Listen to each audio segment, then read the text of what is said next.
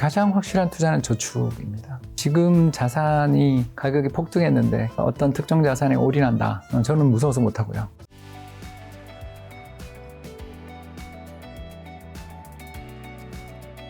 말씀하신 강남에서 시작된 가격 상승이 강북으로 번진 상승 도미노 현상의 핵심 원인과 똘똘한 채 노리는 전략은 앞으로도 유효한 건가요? 정부가 뭐 세금으로 부동산을 잡겠다고 하시는 동안에는 꺾이지 않겠죠. 왜냐하면 장기 보유 특별공제 있지, 거기다 취득세, 등록세, 뭐 규제 이런 거 엄청 세지. 그러니까 다주택은 안 할 거고, 그러니까 다주택자들이 양도세 규제를 완화해주지 않는 한, 그러니까 특히 내년 4월, 5월에 또 일몰도 끝나니까 이래저래 보면 뭐 똘똘한 채로 가는 거죠. 나라에서 그걸 원하잖아요. 다주택자들을 악마화하고 있으니까 전세 가격, 월세 가격 폭등시켜서 네 집 마련으로 다들 나서게 해서 서울 말고 딴 데 집을 사라. 이게 이번 정부 정책 아닌가. 그러니까 집값을 잡겠다가 아니라 월세랑 전세값을 올려서 서울 말고 딴 데 집을 사라. 그러니까 서울말로 오르는 게 나는 불편하다. 설마 근데 딴 데 집을 사나요? 아니 그게 정부 의사라고요. 그러니까 의사인데 그대로 사람들이 지금 동탄이랑 구리는 오르니까 정부 정책이 성공하고 있어요. 대표님은 다주택자가 아니시잖아요. 그건 한 채죠. 똘똘한 한 채 그래서 살고 편하게 있어요. 여쭤볼 수 있는데 투자를 하시는 분 입장에서 어쨌든 정부가 다주택자를 안 좋아한다 이런 코멘트 해주셔서 다주택자를 안 좋게 보신 시선이 우리나라에 진짜 많잖아요. 많죠. 그게 공감이 되세요? 아니면 좀 잘못된 오해가 있다? 두 번째죠. 배가 아파서 그런 일이죠. 재건축, 재개발 투자한 사람들을 악마화하는 거랑 비슷한 거죠. 나는 못하는데 남이 하니까 어떡하겠어요, 근데. 그런 결과로 다주택자들이 이제 줄어들기 시작하면 결국 이제 월세나 전세 그래서 가격은 물건도 오를 사라지죠. 올라갈 수밖에 없고, 더군다나 2022년 문재인 정부 막판에 터졌던 빌라 전세왕 사건들이 아직도 해결 안 돼 있는 상황에서 사람들이 집을 안 살려고, 그런 아파트가 아닌 집은 안 살려고 하니까 이런 여러 가지 일들이 겹쳐서 아파트로만 모이고, 여기에 양도세 중과 뭐 이런 것들 때문에 똘똘한 한 채로 가고 있는 이 흐름을 이번 정부가 또 없었던 일로 만들고 또 하기도 참 쉽지 않을 것 같아요. 그래서 경로 의존이라는 게 있으니까 잠깐 지금 너무 폭등하니까 서울 집값을 잡고, 서울 집값은 좀 잡은 대신에 못 오른, 특히 그 부동산 PF 문제들이 심각한 지방 부동산을 올리자가 정부 정책의 근본 의도 아니냐라는 거죠. 저는. 그러니까 부동산을 잡겠다가 아니라 서울만 오르는 현상을 잡겠다라는 시각으로 보면 잘 보이죠. 왜 이런 정책을 썼나. 몰라서 이런 정책을 썼다고 생각 안 하고요. 저는 다 알고 한 일이 아닌가. 그러면 이번에 이제 향후 이 이재명 정부의 부동산 정책 어떤 것들이 좀 나올 수 있을까요? 추가적인 부동산 규제. 보유세 도입하겠죠. 대신 이제 양도세 감면은 좀 했으면 좋겠는데 그거 안 하겠죠. 보유세를 도입하면 집값을 잡는 데 좀 더 도움이 될까요? 동경이랑 뉴욕 집값 보니까 월세로 전가되더라고요. 그래서 월세나 전세 계약을 좀 장기로 잘 하시는 것도 방법이 있겠죠, 지금. 그리고 주택자금 급감은 내년 수도권, 내년이랑 27년 공급 절벽이 굉장히 심각하다는데 얼마나 지금 심각하죠? 나올 게 없습니다. 서울에서요. 예, 서울에서 지금 나올 게 없습니다.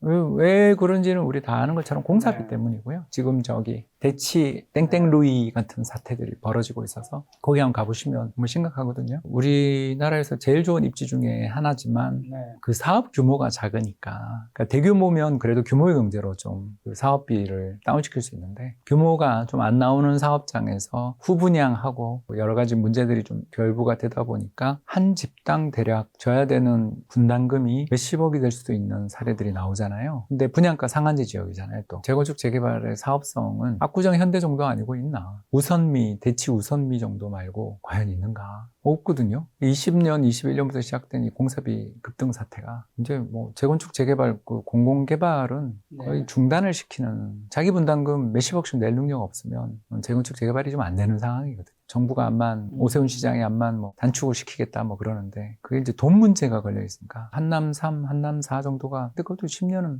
봐야 되거든요. 이제 이주가 시작됐기 때문에 아시다시피 관리처분인가부터 입주까지 평균 7년인데 요새 더 늦어지고 있거든요. 조합 설립부터 15년에서 20년 걸립니다. 그러니까 이게 우리가 석다리 아파트가 새 집이 되는 데에는 운이 엄청나게 따른 그런 단지들인 거지. 그래서 재건축 재개발 투자라는 게 엄청난 위험을 무릅쓰고 하는 투자인데 그 사람들을 다 투기꾼 취급을 하면서 거의 다 각종 규제를 그동안 가해왔으니까 앞으로 공급이 늘기 어렵죠. 그러니까 이제 2026년까지 아무튼 3기 신도시 쪽에서 들어오는 분양 물량도 10,000호가 안 되더라고요. 97 대책에 나와 있습니다. 주변에 공급도 없고, 서울은 인서울 공급은 거의 0이고, 결국 이제 내년에 나올 수 있는 정책이 빌라 규제 완화가 나오지 않을까. 아파트는 도저히 지금 불가능하니까 빌라를 좀 규제를 완화해 줄 것 같습니다. 그 주차 관련 규제들을 완화하면 금방 올릴 수 있거든요. 1년이면 올라가니까.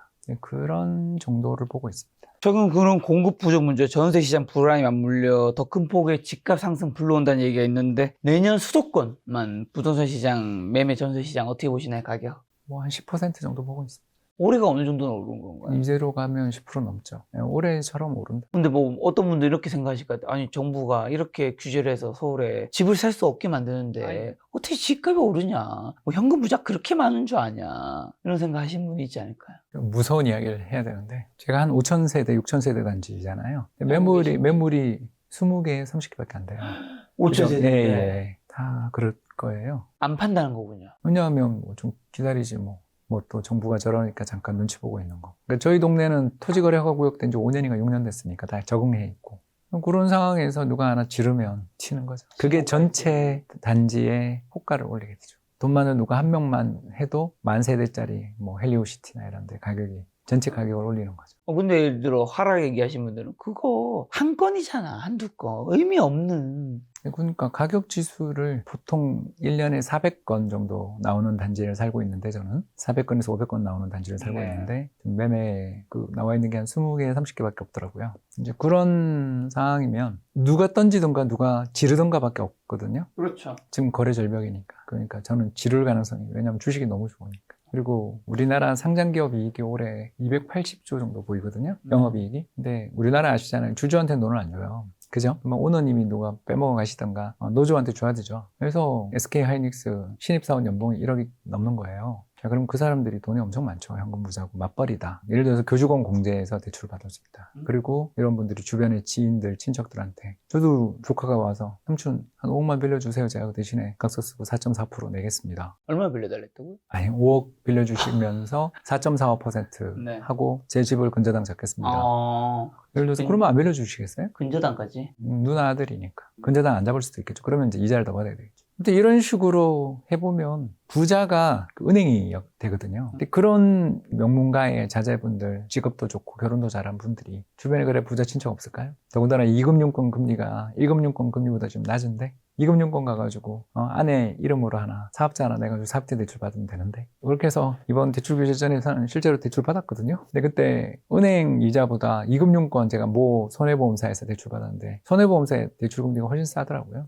저는 사업하니까 대출을 받아야 되는데 이제 펀드 이런 거 넣어야 되니까 잘 생각해 보시면 될 것 같습니다. 그래서 집값이 빠지기보다는 오른다. 그리고 3에서 5% 정도의 물가 상승률 레벨이냐 아니면 그 이상이냐라고 물으면 그 이상일 것 같다, 서울은. 이렇게 예측을 하는 거죠. 네, 마지막으로 자산시장 양극화. 올해 초 대비해서는 금, 뭐 한국 주식, 미국 주식, 코인, 한국, 서울의 부동산, 아파트 다 올랐는데 이런 양극화 속에서 서민분들이 그럼 자산 지키고 늘리기 위해서 어떤 노력을 해야 하는지, 또 개인적으로 마지막으로 꼭 하시고 싶은 말씀이 있다면요. 가장 확실한 투자는 저축입니다. 지금 자산이 가격이 폭등했는데 거기다가 어떤 특정 자산에 올인한다. 저는 무서워서 못하고요. 네, 그래서 자산 배분하고 있는 사람이고 자산 배분 자문해주는 회사를 경영하고 있는 거고요. 프리즘 투자자. 예. 그런 것처럼 제 의견입니다. 그냥 한국 주식, 미국 주식, 금, 미국 국채. 투자사분법이라고 하는데 투자사분법으로 적립투자를, 왜냐 자산시장이라는 게 이렇게 급격하게 올랐다는 건 급격한 폭락이 기다리고 있다는 뜻이잖아요.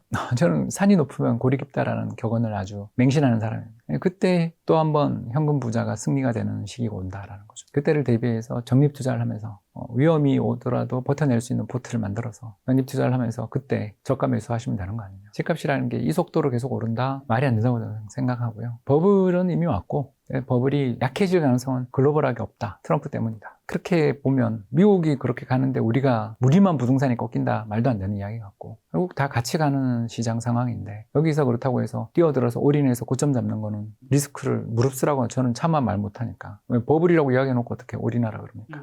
결국 이 시장에 대해서 발언 담그되 전체 자산에서 50%는 한국, 미국 주식은 위험자산, 그리고 50%는 안전자산에 투자해서 어떻게 한번 저축액을 늘리는 방식으로 승부를 보다가 다음번 시장에 어떤 올해 4월 같은 패닉이 올 때 금방 오겠죠. 저는 그렇게 많이 멀었다는 생각은 안 들고요.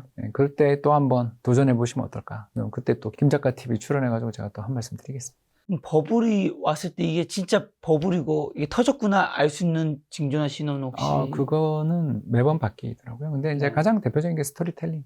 지금은 AI 스토리텔링이 모든 걸 지배하는 시장이잖아요. 그리고 이 모든 스토리텔링에 대해서 비관론이 사라질 때. 최근에 블룸버그에 재밌는 기사가 실렸는데 AI 관련돼서 지급 보증해가지고 대출받은 것들, 그런 것들 통계를 쭉 보는데 어마어마한 대출이 나가고 있더라고요.